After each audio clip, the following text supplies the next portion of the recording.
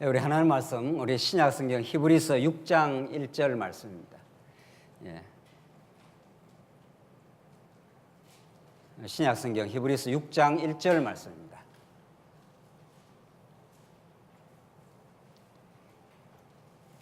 찾으신 줄 알고 봉독 드리겠습니다. 신약 성경 히브리서 6장 1절 말씀입니다.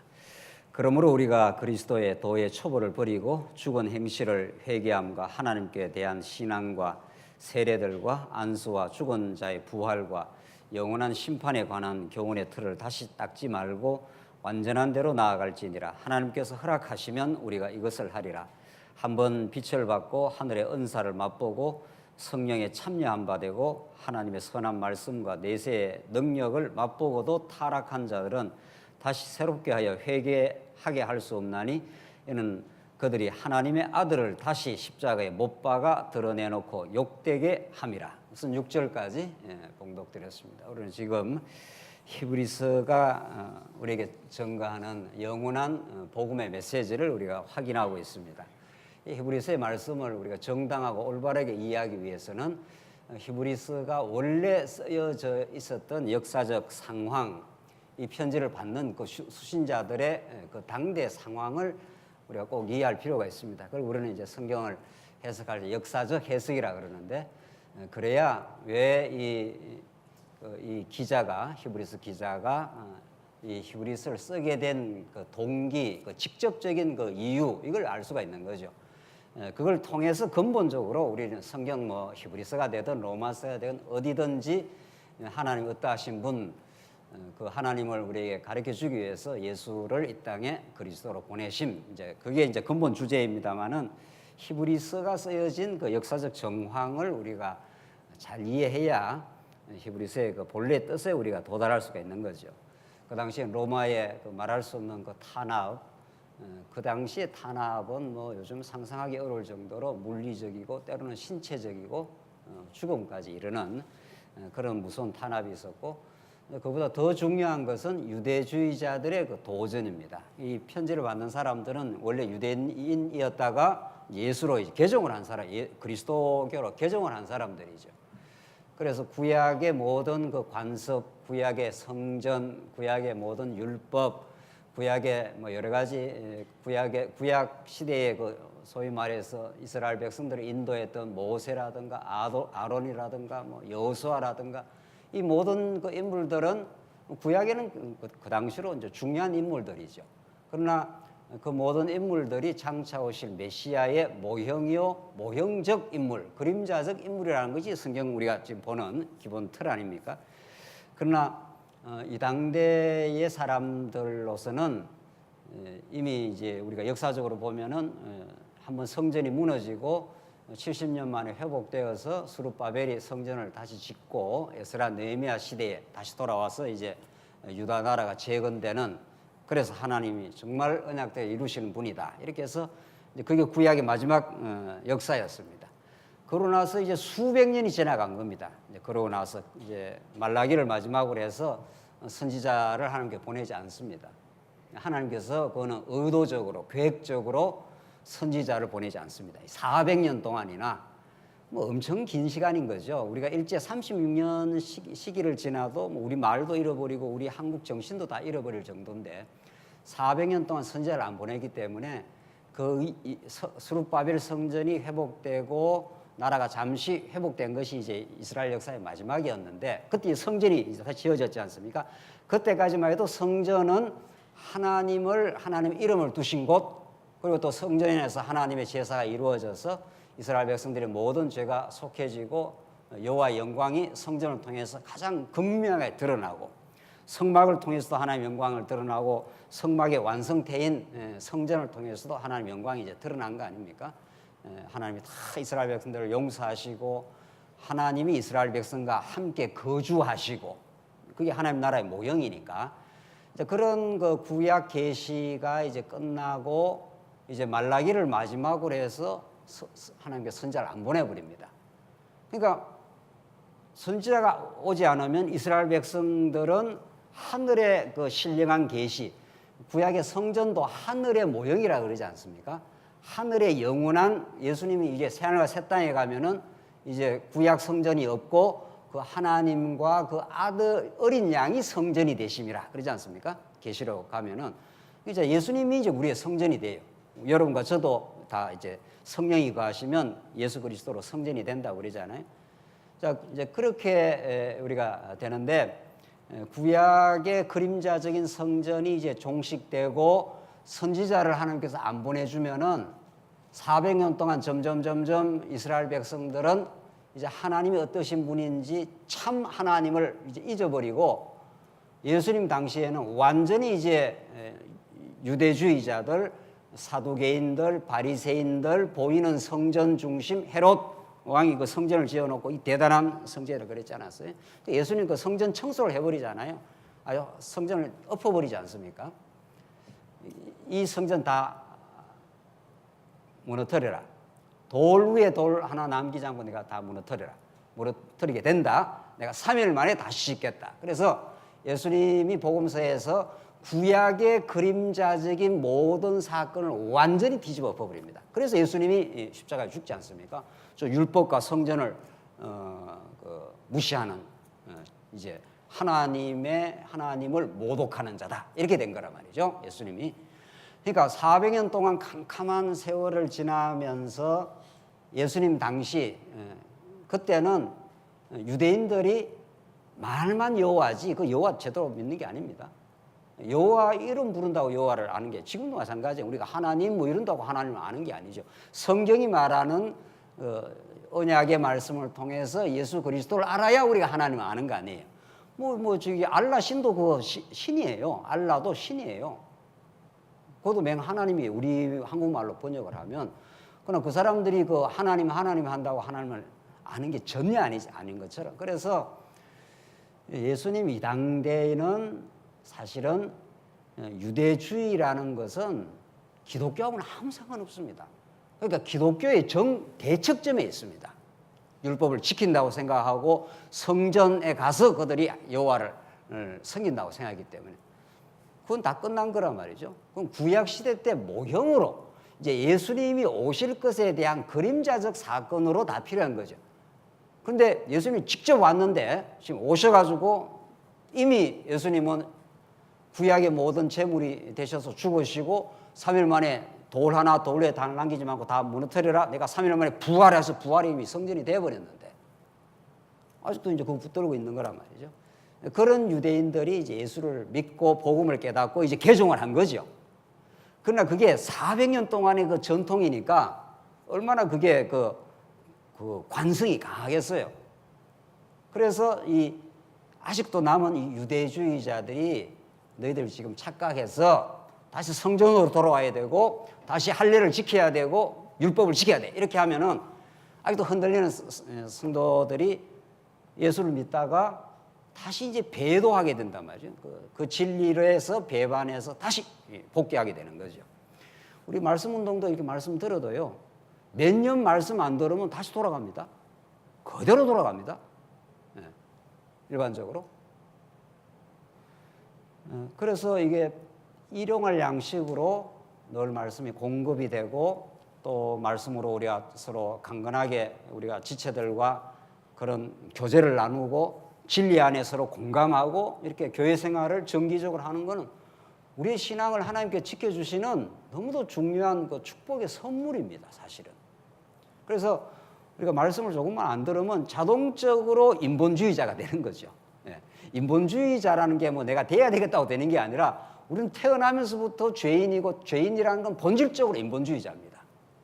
그래서 지금 히브리서 기자가 편지를 쓸 때 이 당시에 400년 동안 선지자가 없이 구약의 그 모형으로 주신 그림자로 주신 그런 모세, 아론, 여호수아 그게 중요한 겁니다. 이 사람들은. 그래서 이 히브리서 기자가 옛적에 선지자들로 여러 부분과 여러 모양으로 말씀하시는 하나님께서 이 모든 날 마지막에 이제 아들로 말씀하셨으니 그 하나님의 아들 예수 그리스도로 말씀하요. 그러니까 성경 전부 다 예수 그리스도입니다. 성경은 창세기 1장 1절부터 계시록 마지막 장까지 예수 그리스도에 관하지 않는 진리 하나도 없는 겁니다. 그러니까 성경은 그 예수 그리스도를 통해서 하나님이 여호와이심을 드러내기 때문에 성경 어느 본문 어디를 봐도 우리들은 이거 하라 저거 하라는 게 하나도 없습니다. 궁극적으로 있죠. 뭐 하라는 건 들어있지 않아요. 그 그러므로 뒤에 그게 전부 예수님이 우리 안에 들어오셔서 예수의 영이 오셔서 만들어내십니다. 예. 사랑 없던 우리에게 사랑하도록 지체를 우리가 섬기도록 그렇게 만들어 가시는 거 아니에요? 그러니까 생활 윤리도 그리스도 증거인 거지요. 궁극적으로는 성령께서 우리 안에서 행하시는 일이니까. 그러니까 성경은 어떤 본문도 궁극적으로 오늘 히브리서가 말씀하는 대로 옛적에 여러 모양과 여러 부분으로 말씀하시는 하나님께서 이 모든 날 마지막에 아들로 말씀하시고 아들 예수밖에 없다는 거예요. 그래서 그게 이제 히브리서의 혁명적인 말씀입니다. 그러니까 이 당대 사람들은 히브리서의 말씀을 듣기가 너무도 무서운 거죠. 자기들이 지금 너무도 중요하게 생각하는 모세, 여호수아, 아론, 성전 이런 것들이 전부 예수 안에서 개혁될 때까지만 있는 거다. 히브리서의 논법 따르면은 이제 예수가 오셨기 때문에 예수가 우리의 진짜 모세요. 예수가 진짜 아론보다 더 우월한 진짜 대제사장이시요. 예수야말로 진짜 성전이시요. 이런 말이죠. 그 예수 때문에 우리가 성전이 된 거 아니에요. 우리가 지금 성전이란 말이죠. 성령이 너희 안에 거하시면은 너희가 성전인지를 알지 못하느냐. 고린도전서에 나오는 말씀대로 우리가 성전이에요. 예수께 붙은 바 된 성전. 그 성전이니까 성전은 하나님이 우리에 거하시잖아요. 우리 안에 하나님이 거하셔요. 그리고 하나님과 우리가 먹고 마셔요. 그래서 우리 성전에 하나님이 여호와의 이름을 두셔서 우리가 여호와의 이름을 노래 부르는 거잖아요. 않습니까? 그래서 이 히브리서는 그 당대 유대인 그리스도인들이 복음을 받긴 했지만 다시 이렇게 유대주의로 지금 막 넘어가고 있는 중입니다. 그래서 강력하게 히브리서 기자가 다시 예수를 붙들기를 바라고 그 예수 안에 모든 소망과 예수 안에 모든 믿음과 예수 안에 모든 오래 참음과 승리가 있다. 이게 이제 히브리서 기자란 말이죠. 그래서 히브리서 기자는 그런 정말 그 예수를 우리가 이미 확인해 온 대로 예수가 얼마나 놀랍고 위대하냐면 만유의 상속자, 이 우주를 창조하신 분, 하나님의 영광의 광채, 하나님의 본체의 형상, 예수님이 이렇게 육신으로 왔지만 영원히 계시는 분은 우리한테 지금 이렇게 보여주는 실체라는 겁니다. 그가 만유를 창조하시고 죄를 정결케 하시고 하나님 보좌 우편에서 지금도 우리 교회를 다스리시고 그런 분을 우리가 보여주기 위한 전부 그림자였을 뿐이다. 구약의 성전이라는 게 얼마나 출애굽기 후반기, 레위기, 민수기, 신명기 그 많은 그 성전에 대한 그 제사장 제도에 대한 그 설명들, 그 설명들이 전부 한 분 예수를 지금 가르쳐 주기 위한 여러 순서대로 차근차근 이렇게 가르쳐 준 거죠. 너희들 양을 잡아가서 성소를 지나서 지성소에 가서 이렇게 1년에 한 번 이렇게 차근차근 설명하잖아요. 그 진리는 아주 질서를 따라 설명해 주는데 그 모든 것을 예수 한 분이 이루었다. 지금 그걸 지금 히브리서 기자가 말해 주므로 얼마나 든든하고 우리의 영혼에 닻이 되시고 오늘 본문에 나오는데 어떤 경우에도 흔들림 없고 그분으로 말미암아 우리가 영원히 속죄를 받았고 그분으로 말미암아 우리가 하나님의 아들이 되었고 그분을 통해서 우리가 영원히 하나님을 찬송할 수 있고 그분을 통해서 영원히 하나님 나라를 누릴 수가 있고 그분을 통해서 우리가 영원히 우리도 성전이 되었다. 우리 하나님이 거하시게 되었다. 이런 그 말씀을 지금 히브리서 기자가 해주고 있는 겁니다. 그래서 그런 말씀 속에 우리가 지금 예수님이 얼마나 그냥 조금 우울한 게 아니다. 이때 우울이라는 거 뭐 약간 비교해가지고 우리가 이 가치보다 저 가치가 조금 더 비싸다 이럴 때 우리가 뭐 약간 비교하는 거. 이 히브리서가 지금 비교하는 논법은 상대적 비교가 아니고 이 절대적인 그 비교인 거죠. 말을 붙이자면은 그러니까 그 구약 너희들이 그림자에 매 있을 매여 있을 이유가 없다는 거죠. 그 모든 것들이 이제 끝났고 참 것이 와버렸다. 하나님이 지금 등장을 했다 이런 뜻입니다. 지금. 그래서 우리 지난 시간에 이제 지금 신분상 우월성을 말하는데 아론보다 얼마나 우월한가. 아론은 또 제사 드려야 되고 또 드려야 되고 자기도 죄인이기 때문에 자기를 위해서도 제사를 드려야 된다. 그러나 예수는 영단번에 한 번 제사를 드리는 그 제사가 영원히 이루어지는 것이다. 구약의 아론 반차와는 그 계급이 다르다는 거예요. 반차라는 그 계급이라는 말이 맞잖아요. 아론은 인간 제사장으로 또 드리고 또 드리고 또 드리고 임시적이고 한정적인 제사지만은 예수님의 제사는 멜기세덱 반차를 멜기세덱이 누군 줄 아느냐 하면서 너희들이 중시하는 아브라함에게 복을 빌어준 자다. 우리 지난 시간 그거 했지 않았어요? 예, 그래서 지난 시간 그 5장 14절 한번 보십시오. 그것만 보십시다. 단단한 음식은 장성한 자의 것이니 그들은 지각을 사용함으로 연단을 받아 선악을 분별하는 자들이나. 이제는 구약적인 초보적인 그런 그림자에 매여 있는 게 아니라 우리가 단단한 음식을 먹을 때가 됐다.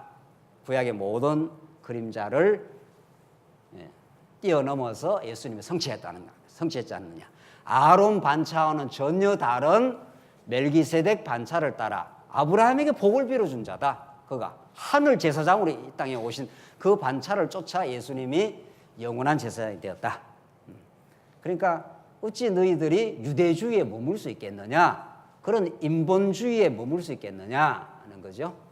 그래서 오늘 6장 내용은 그 우울한 그 아론보다 우울한 그 진리의 그 결과를 지금 설명하면서 6장이 이제 전개됩니다. 오늘 6장이 본문 아주 난해 구절이죠. 지금까지도 신학에서 예수를 믿고 나서도 타락하는 자가 있을 수 있느냐? 예수를 믿었는데 오늘 본문이 그런 오해될 수 있는 본문처럼 보이는 거죠. 이게 한번 비침을 얻고 하늘의 은사를 맛보고 타락한 자들은 다시 멸망을 당한다. 그 말은 예수 믿어도 어떻게 해요? 타락하면은 어떻게 된다는 거예요? 지옥에 갈 수 있다. 이런 것처럼 보이는 이 본문입니다. 그러나 우리는 지금까지 히브리서를 지금 보는 그 해석의 틀이 이게 이제 여러 부분과 여러 모양으로 이게 다 그림자니까 이제 실체로 쓰신 예수 그리스도. 이게 지금 이 히브리서는 구약과 신약의 관계를 지금 설명하면서 복음을 지금 설명하고 있지 않습니까?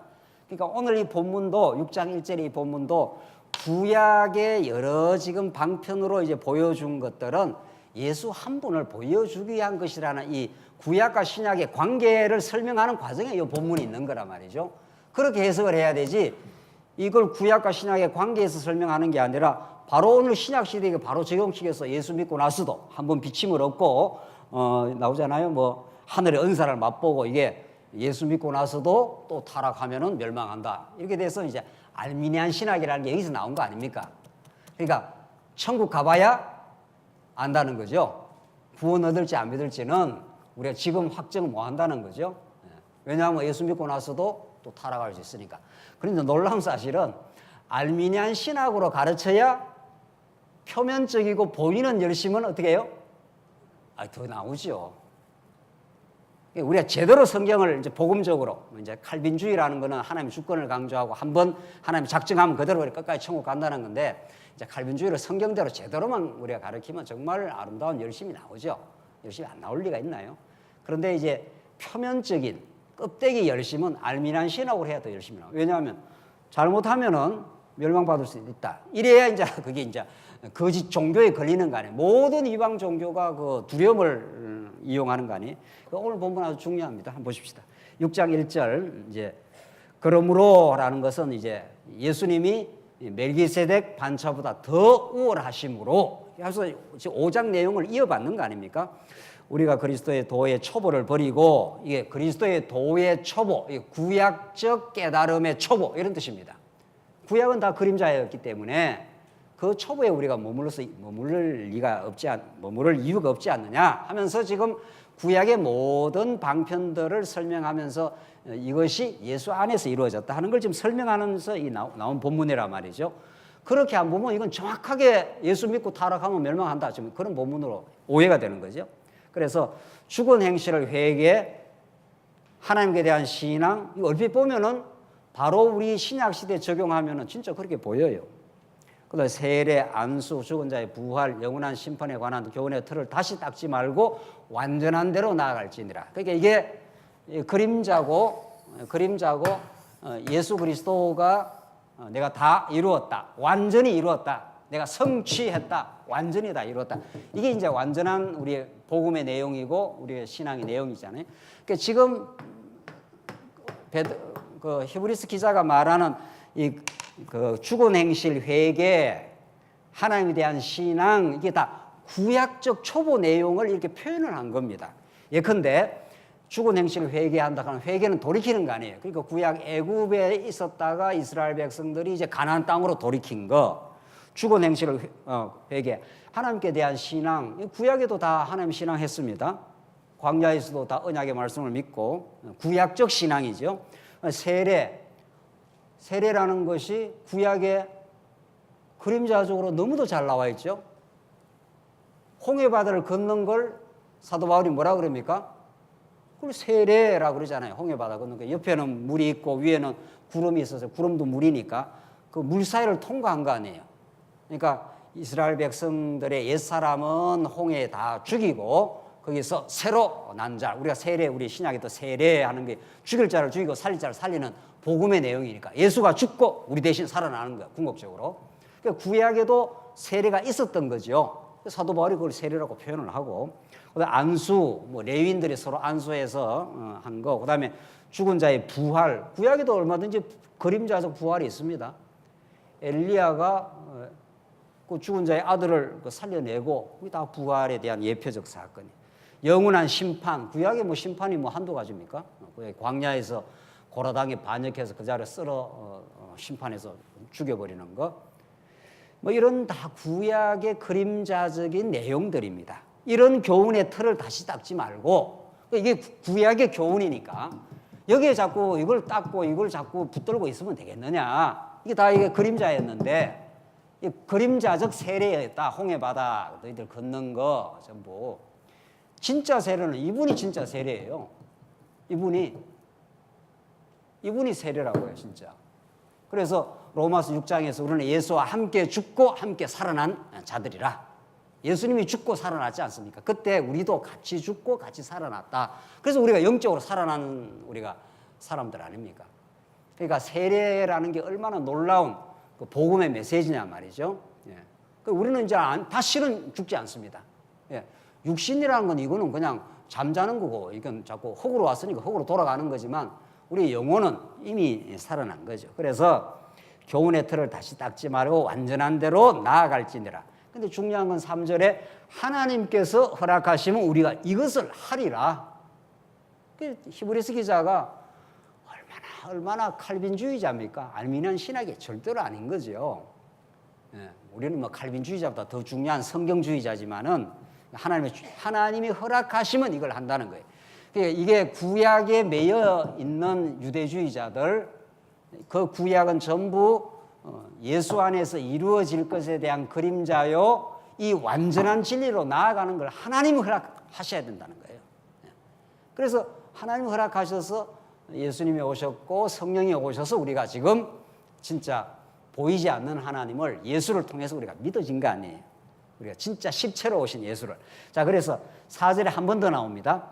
4절에 구약적 표현을 한 번 빛을 받고 하늘의 은사를 맛보고 성령에 참여한 바 되고 하나님의 선한 말씀과 내세의 능력을 맛보고도 타락한 자들은, 이래 나오잖아요. 그러니까 이 4절, 5절을 구약적 계시 방편으로 안 보고 만약에 이걸 바로 직접 우리 신약 시대로 적용을 해버리면 이렇게 예수를 믿고 빛을 경험하고도 또 타락할 수 있다고, 그렇게 이제 이 본문이 해석이 되는 거죠. 결코 그럴 수가 없는 거죠. 이미 예수 믿는 사람은 잠시 실수는 하고 잠시 넘어지긴 해도 하나님의 언약이 신실하기 때문에 절대로 놓지 않는 거죠. 그러니까 하나님이 놓을 수 없는 거죠. 왜? 하나님, 그 뒤에 가면 점점 나오는데 하나님이 맹세를 했기 때문에 너는 내 사랑하는 자녀야, 이렇게 딱 맹세해서 하나님이 잡았기 때문에 하나님이 결코 안 놓는다는 겁니다. 그래서 오늘 이 본문을 바로 직접 우리 신약 시대 신앙으로 적용시키면 안 되고 지금 구약과 신약의 관계를 지금 이 히브리서 기자가 설명하는 가운데 구약의 아론의 반차보다도 더 우월하신 멜기세덱 반차를 따라서 예수가 왔지 않느냐. 구약의 그림자에 머물지 말고 완전한 대로 나아갈지니라. 이러면서 지금 구약에 있었던 사건들을 지금 구약적인 사건을 설명하면서 참 실체로 오신 예수를 지금 설명하고 있는 과정이란 말이죠. 그래서 한번 빛을 받고 구약에도 빛을 받았습니다. 구약에도 창세기에서도 하늘과 땅을 지었는데 땅이 어떻다 그랬어요? 혼돈하고 공허하며 흑암이 깊음 위에 있는데 하나님께서 빛이 있으라 하시매 구약에도 뭐 얼마든지 빛이 있어요. 이스라엘 백성들 고센 땅에 있었습니다. 이스라엘 백성들 애굽에 그때 흑암으로 하나님께서 그 열재앙 가운데 흑암 재앙이 있었지 않습니까? 그런데 이스라엘 백성 고센 땅에는 뭐가 있었습니까? 그때만 빛이 있었어요. 그러니까 구약에도 여러 구약의 창세기의 빛, 뭐 고센 땅에 비친 빛 등등등등 해서 이 빛들은 전부 진짜 세상의 빛으로 오실 예수 그리스도에 대한 모형들인 거죠. 그러니까 그걸 지금 히브리서 기자가 구약의 사건을 들어서 지금 이렇게 설명을 하고 있는 중입니다. 하늘의 은사를 맛보고 은사는 선물이란 말이죠. 하늘에서 뚝뚝 뭐가 떨어졌습니까? 하늘에서 만나. 그 이스라엘 백성을 살리는 하나님의 선물이었습니다. 여러분과 저가 지금 진리의 말씀을 먹지 않습니까? 이게 하늘이 주신 양식입니다. 선물입니다. 구약에서도 때마다 매일매일 하나님께서 이스라엘 백성들 광야길에서 먹고 살 수 있는 은사인 만나를 베풀어 준 거죠. 그리고 성령에 참여하면 되고 구약에 성령이 얼마나 많은데요. 오홀리압과 부살렐과 오홀리압이 다 신이 역사해가지고 지혜를 얻어서 성전을 잘 지었지 않습니까? 그래서 성전은 그 인간의 이 이성으로 짓는 게 아니라 하나님께서 오홀리압과 부살렐에게 하늘의 신을 부어 넣어가지고 그 재주를 줘갖고 그걸 잘 정교한 일을 했다고 그랬습니다. 얼마든지 뭐 성령이 역사한 거죠. 또 반석에서 물이 터지기도 했고요. 그거 다 생수가 다 성령을 상징하는 거니까. 5절 하나님의 선한 말씀과 모세가 시내산에서 받았던 다 그 언약의 말씀들 그게 다 뭐 구약적 선한 말씀인 거죠. 모세가 그 선한 말씀을 받지 않았으면 이스라엘 백성들은 갈 바를 알지를 못하는 겁니다. 그리고 시내산 언약을 통해서 또 성전을 짓게 만들고 하나님을 알게 하시고 하나님의 계시를 깨닫게 하는 그 선한 말씀들인 거죠. 내세의 능력, 뭐 구약적 이거 뭐 가나안 땅이다. 우리가 가야 될 그 내세니까 그런 능력을 다 가나안 땅을 다 이스라엘 백성들 맛봤습니다. 맛보고도 했지 않았어요? 그러니까 이런 구약의 여러 그 복음의 여러 부분들을 맛보고도 타락한 자들은 다시 새롭게 하여 회개할 수 없게 하나니 이는 그들이 하나님의 아들을 다시 십자가에 못 박아 드러내놓고 욕함이라. 그러니까 이런 구약에도 다 하나님이 신약에 이루어질 진짜 복음, 진짜 진리, 진짜 영원한 성전 이것의 그림자적인 것들을 여러 보여줬다. 이렇게 보여준 것은 진짜가 왔을 때 이분을 믿으라고 지금 이렇게 보여준 것이다. 그런데 진짜 이분이 왔는데 이분을 받아들이지 않고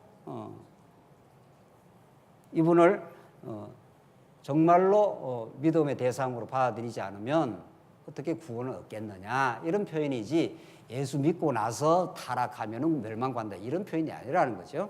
지금 구약과 신약의 관계 속에서 지금 이 본문을 설명하고 있는 중이니까 그렇게 보면 이 본문이 분명하게 그렇게 이해되는 거죠.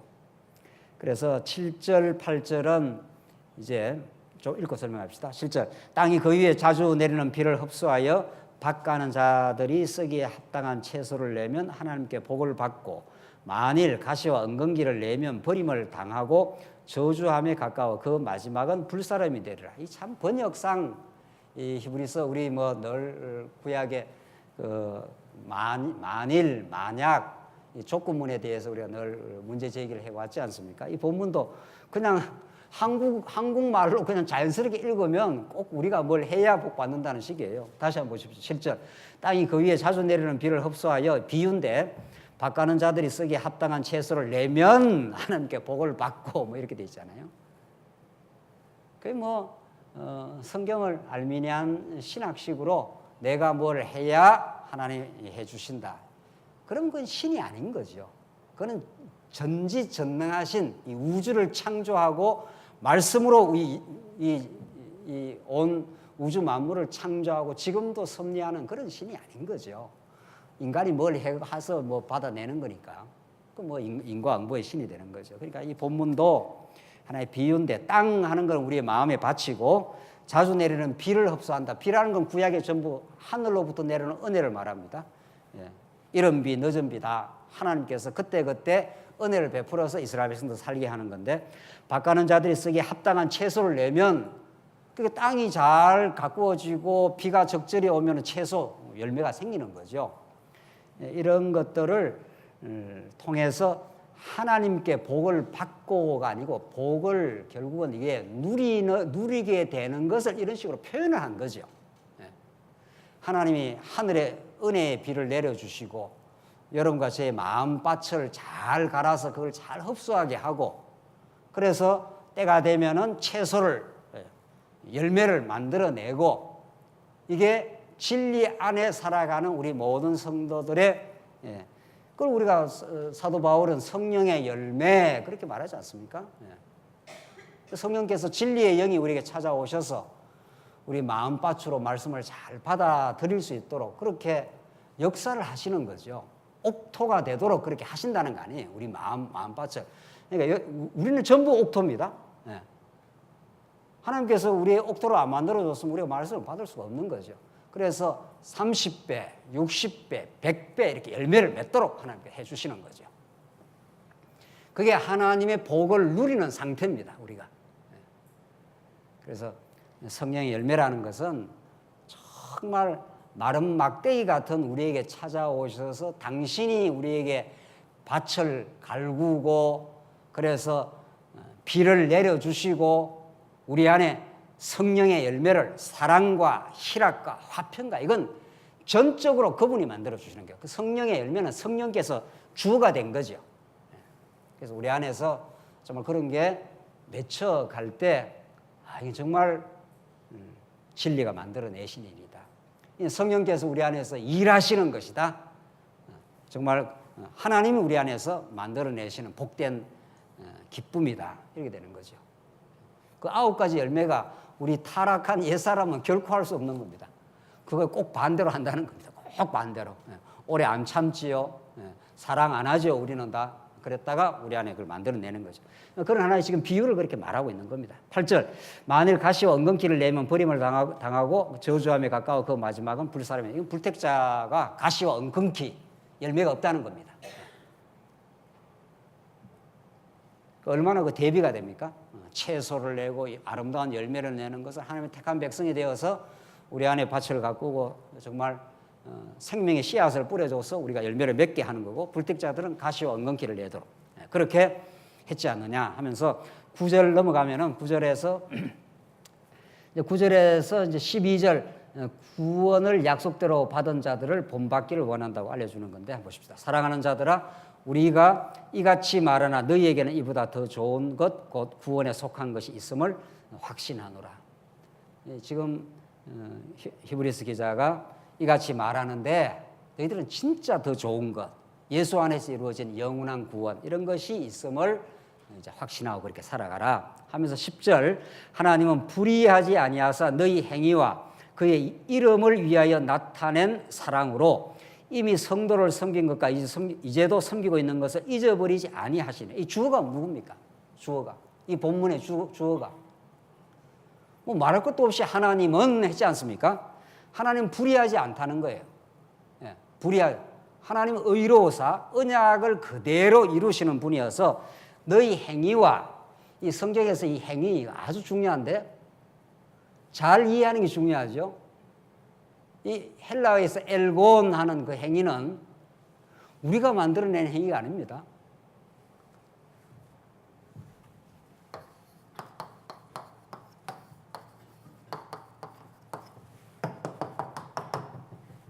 우리가 성경이 전부 언약의 말씀이다.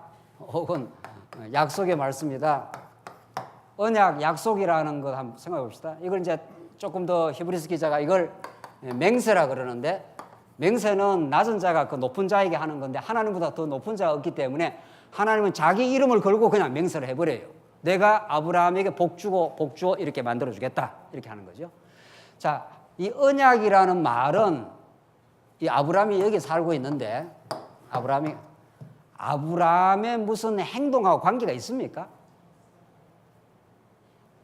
특히 하나님의 맹세 말입니다. 언약을 맹세의 방식으로 표현한다는 게 히브리서의 아주 중요한 그 신학적 하는 주제인데, 아브라함에게 너가 복의 근원이 되고 하늘의 별과 바다의 모래처럼 내 수가 많아진다. 반드시 그렇게 된다. 내가 지시할 땅에 너희들 살게 된다. 이렇게 하나님이 언약하고 약속의 방식으로 할 때 아브라함이 무슨 행위하고 상관이 있습니까? 원천적으로 상관이 없습니다. 그걸 하나님이 태초에 천지를 창조할 때 빛이 있으라 하심에 빛이 있었고, 뭐 빛이라는 이렇게 대상이 있고 그 대상하고 하나님이 교류를 하고 빛을 만든 게 아니잖아요. 피조 세계하고 아무 상관없이 하나님이 일방적인 명령하면 일방적으로 이루어집니다. 그 언약이라는 게 그런 겁니다. 성경에서 이 엘곤하는 그 우리 성도의 행위라는 것은 내 편에서 피조 인간이 뭐 만들어내는 게 아닙니다. 그러니까 유대인들이 예수님께 와서 어떻게 하여야 하나님의 일을 하오리까 했지 않습니까? 그 하나님의 일, 그게 엘곤입니다.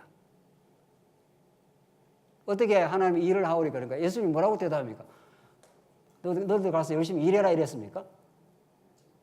하나님과 그 아들 예수를 믿는 것이 일이라 그래요. 그게 답이 이상하지 않습니까? 일하려면 우리가 뭘 일을 열심히 해야 될 것 같은데, 겉으로 드러난 어떤 일을 해야 될 것 같은데, 예수님은 그걸 지금 원하는 게 아니고, 믿는다는 것은 그분이 모든 걸 한다 이런 뜻입니다. 우리가 예수를 믿고 천국 간다는 건 내가 뭐를 만들어 갖고 천국 가는 게 하나도 없잖아요. 그리고 우리는 태어날 때도 그분이 만들었습니다. 그분이 살게 하고 그분이 믿게 하고 그분이 행하게 하시고 이렇게 되는 거죠. 전적으로 그분이 역사하시고 그분이 깨닫게 하시고 그분이 행하시는 일이심을 믿는 게 우리가 일이에요.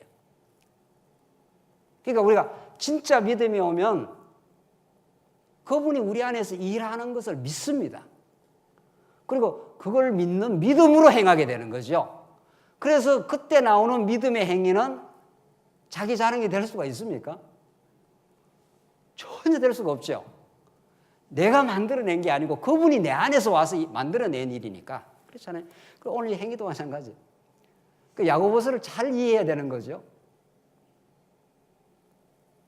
자칫 야고보서 잘못 이해하면 내가 뭘 자꾸 만들어야 된다고 생각하는데, 언약이 일하시고 언약이 만들어내는 일이고, 언약은 아브라함하고 아무 상관없습니다. 아브라함이 아브라함은 범죄하고 있을 때 찾아가서 그냥 내가 해주겠다 이런 뜻입니다. 그래서 진짜 아브라함이 잘 안 믿었습니다. 그런데 해줬습니다. 해주고 나서 아브라함이 얼마나 담대한 믿음이 나왔는지 모릅니다. 그때부터는. 그 종들이 아이고 안 갈락하면 어떡합니까? 가면 만나. 리브가 만나러, 며느리 만나러 보낼 때 말이죠. 그게 믿음이에요. 믿음의 행위. 그 하나님이 모든 걸 행하시고 신실하게 이루시는구나. 그게 믿어지고 나니까 아브라함 두려움이 없어졌습니다. 하나님 다 하실 거야. 안 죽어 가면 돼. 이렇게 진짜 믿음의 행위가 나온 거죠. 그래서 그 놀라운 아브라함의 믿음의 행위를 가지고 내가 이걸 만들었다 이렇게 못 한다는 거예요. 왜? 전혀 언약이 성취될 때까지는 아브라함이 안 믿어졌으니까. 불신앙을 너무도 많이 했기 때문에. 그래서 그 믿음의 행위 하는 것은 우리 안에서 하나님이 일하시는 방식입니다. 그래서 어떻게 해야 하나님이 일을 하오리까? 그러니까 믿어. 너가 할 수 있다는 게 하나도 없잖아. 네가 할 수 있으면 네가 해. 이렇게 예수님이 하셨을 거 아니에요? 유대인들은 내가 뭘 좀 해야 안 됩니까? 그러니까 네가 할 게 하나도 없어. 내가 만들어내는 일이야. 이런 말이죠. 그 하나님이 일하셔. 이런 거죠. 안식일이 뭡니까? 안식이라는 게. 왜 6일 창조하고 7일째 하나님 그날을 복주고 그날을 가장 복된 날, 기쁨의 날, 언약이 성취되는 날, 완성되는 날, 안식일은 하나님 나라의 절정의 모습이에요. 축복의 날. 안식일은 뭐 하는 거예요? 이스라엘 백성들이 일하다가 뭐 하는 겁니까? 쉬어야 됩니다. 안식일 날. 일하지 말아야 되는 거예요. 그러니까 누가 일하시는 날? 하나님이 일하시는 날이에요. 하나님이 통치하는 날이에요. 하나님이 다스리시고 하나님이 보호하시고 다스리는 언약이 이루시는 날이 안식일 날이에요. 그러니까 이 죄인은 자기가 자꾸 뭘 하려고 그러잖아요. 자기가 뭘 하고 이방 종교는 전부 인간이 신에게 나아가는 거죠. 뭘 해다 갖다 바치고 뭘 하고 하면은 복 주겠지 하고 하는 거 아니에요. 그 이방 종교예요. 인간이 신을 향해 찾아가고 인간에게서 뭘 내가지고 신을 달래는 거죠. 그 이방 종교죠. 기독교는, 계시의 종교는 하나님이 영원히 살아계시고 그분이 영원히 우리를 사랑하시고 영원히 천국을 이미 완성시켜 놨어요. 여러분과 제가 언제 있었다고요? 영원히 있었어요. 영원히. 지금 이 땅에 잠시 보내서 그 하나님 배우고 오라고. 아, 이렇게 내가 범죄하고 어리석은데도 하나님 영원히 우리를 사랑하는구나. 그걸 배우고 오라고. 이렇게 범죄한 인생을 예수 믿게 하시고 성령을 주셔서 성령의 열매를 맺어 가도록 그렇게 하잖아요. 우리가 그래도 조금씩 맺잖아요. 안 맺나요? 오늘 그래도 좀 맺은 게 있는 것 같은데. 감사하고 하나님을 찬양하고 우리 지체들을 사랑하는 마음이 있어서 수고하고 이거 다 하나님 하시는 일이에요. 그걸 통해서 누구를 배우라고? 아, 진짜 하나님이 하셨네요. 하나님의 열매네요. 그분이 지금 살아계십니다. 그 히브리서 기자가 너희 행위화 했을 때 우리들은 자꾸 행동을 만들어내라는 게 아니고 언약이 이 일을 만들어낸다는 거예요. 언약대로 오신 예수가. 그러니까 그의 이름을 위하여 나타낸 사랑으로 그러잖아요. 그러니까 다윗이 여호와의 뭐라 그래요? 이름을 위하여 어떻게 해요? 우리를 어떻게 해요? 의의 길로 인도하신다 그러잖아요. 그러니까 하나님은 자기 이름의 영광을 지금 위하여 일하셔요. 그래서 하나님께서 불의하지 않아요. 하나님이 신실하셔서 우리에게 참된 행위를 허락하시고 그의 이름을 위하여 나타낸 사랑으로 했지 않았어요. 하나님의 영광의 이름으로 우리에게 사랑을 깨닫게 하셔서 그래서 이미 성도를 섬긴 것과 이제도 섬기고 있는 것 그런 하나님의 사랑을 공급을 하니까 이제 우리 지체를 섬기고 우리 교회를 우리가 섬길 마음이 있어서 그렇게 사랑했다는 거예요. 그것을 하나님이 잊어버리지 아니하시느니라. 하나님이 다 해주시고 또 하나님이 기억도 해주신다는 거예요. 제가 전에도 한번 했잖아요. 우리 애를 누가 키웁니까? 애를 누가 낳습니까? 부모가 낳지요? 마른 자리 젖은 자리 다 가라 하면서 먹이고 입히고 다 키웠지요? IQ도 부모가 줬고 건강도 부모가 다 허락했고 20살, 30살 때까지 다 먹이고 입히고 다 했죠. 누구 은혜예요? 그러니까 자녀의 존재 자체는 부모가 다 만들어준 거예요. 머리끝에서 발끝까지 전부 그 부모의 은혜라 그래요. 자식이 한 게 하나도 없어요. 하루라도 양식을 공급 안 했으면 죽어요. 특히 우리 인간은 짐승하고 달라가지고 짐승은 낳자마자 지가 뻘뻘 돌아다니면서 먹지 않아요. 인간은 하나님께서 양육기간을 엄청 길게 줬죠. 1년 동안 부모가 안 먹이면 어떻게 됩니까? 즉시 죽습니다. 며칠만 안 먹이면. 그 하나님께서 사람을 그렇게 만들어 놨어요. 부모가 한순간도 안 먹이면 죽는다 이런 뜻 아닙니까? 이게 자녀의 성장은 전적인 부모의 손길이에요. 그리고 아이가 학교 가서 공부를 좀 했다든가 어디 가서 뭘 좀 하면은 부모는 뭐라 그래요? 누가 잘했다고요? 네가 잘했다고. 네가 잘했다고. 제대로 된 자식 같으면 어떻게 해야 돼요?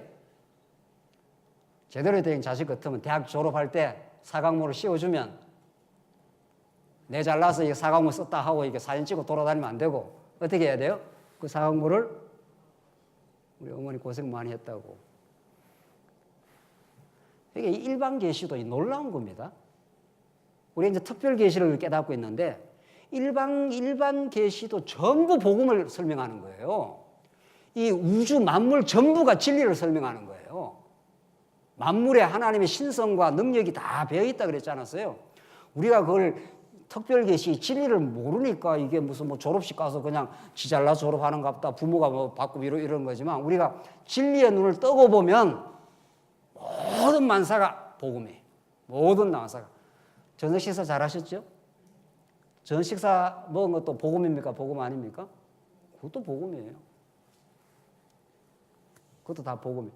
그래서 전부 부모가 해줬는데 자식은 부모는 그걸 너가 잘했다고 박수 쳐주면 자식은 또 그걸 아닙니다. 부모님이 해준 겁니다.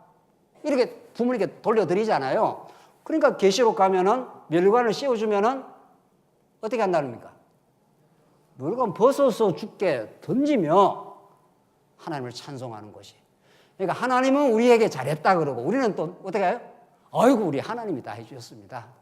그걸 천국이라고 그러고 지옥은 내가 했다 그러고 야 이 자식아 내가 해줬잖아. 아니면 내가 했는데 서로 싸우고 있는 거 서로. 그게 지옥이고. 그래서 정말 이 복음은 너무 단순하고 간단합니다.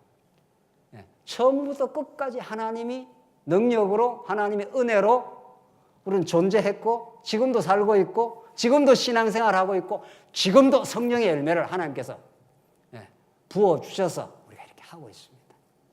오늘 본문이 그런 거죠. 하나님 불의하지 아니하사 너희들 하여금 그런 신앙의 행위를 하게 하시고 그의 이름을 위하여 나타낸 사랑으로 성도들을 섬기게 그렇게 해줬지 않았느냐. 그 성도 섬기는 일을 꾸준히 더 열심히 하라고 그 격려의 말씀을 하고 있는 거죠. 왜 너희들이 유대주의자로 돌아가?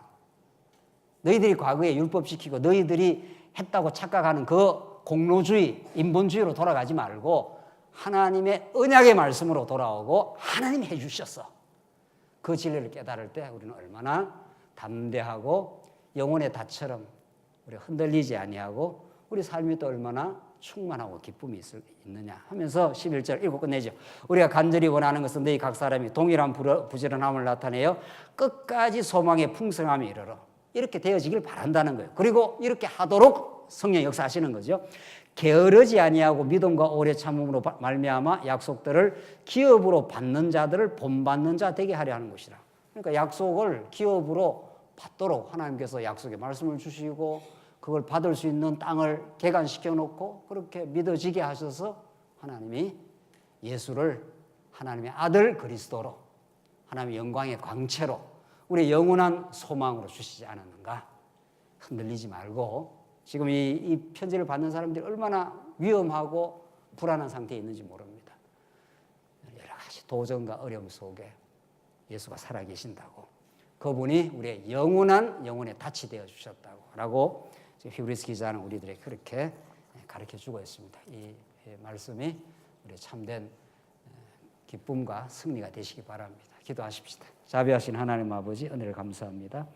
하나님 모든 것을 작정하시고 우리에게 언약하셔서 그 언약으로 이루어내시는 하나님의 놀라운 뜻을 우리가 확인했습니다. 우리가 과거에 얼마나 허망하고 부패했던 인생이지만 우리를 이제 죄 없다 해주시고 우리 안에 성령을 부어주셔서 이 진리를 깨닫게 하셔서 감사합니다.